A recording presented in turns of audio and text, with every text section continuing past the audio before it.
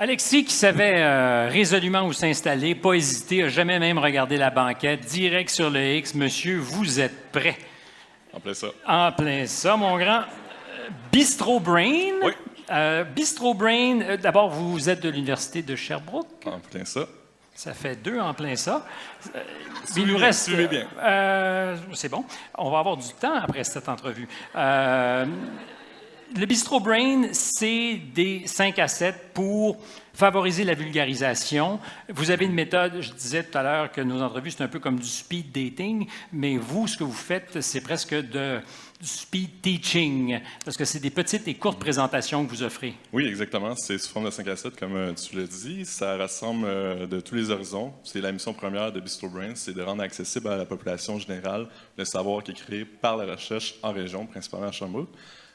Donc oui, on a à peu près 3 à 4 présentateurs une fois par mois qui viennent sur un thème différent. Ça peut être société, économie, éthique, philosophie, sexualité, santé mentale. Des élèves qui offrent les présentations? Des étudiants-chercheurs et des chercheurs. Parfait. C'est ouvert à tout le monde? Oui. Généralement, donc 3-4 présentations. Mm-hmm. Et votre public cible? C'est la population générale. Ça s'adresse vraiment à tous les niveaux d'éducation. Est-ce qu'il y a de la curiosité? Oui, c'est ça. On essaie de valoriser la curiosité scientifique, mais aussi la valorisation du travail qui est fait en recherche. Vous savez, en recherche, c'est souvent les milieux d'expertise, on parle entre nous, mais parfois d'avoir quelqu'un pour écouter ce qu'on fait, mais aussi des gens qui sont intéressés. Par exemple, moi, mon domaine, je suis aussi intéressé par d'autres choses, mais je n'ai pas nécessairement le temps de m'y intéresser.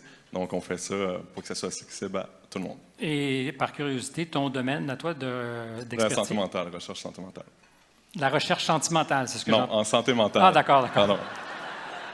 Ça ressemble un peu. Mais j'aimais le concept, moi, de la recherche sentimentale. C'est la quête d'une vie, mon vieux. Hein? Moi, je suis pas encore au bout de mes recherches. Oui, non, c'est ça. Il y a de la demande. Il y a des besoins. En recherche sentimentale aussi. Oui. Les fonds, exactement. Là, souvent, les services communautaires, on est sous-financé.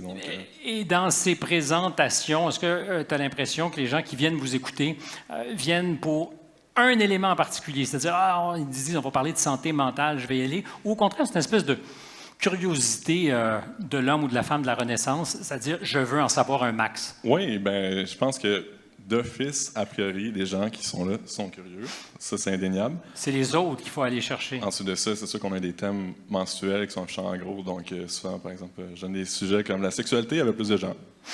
Bien, on va pouvoir en parler dans quelques instants. On va s'expliquer avec quelqu'un qui a justement quelque chose à dire là-dessus. Merci. Parfait, merci. Peut-être que vous pourrez croiser vos projets.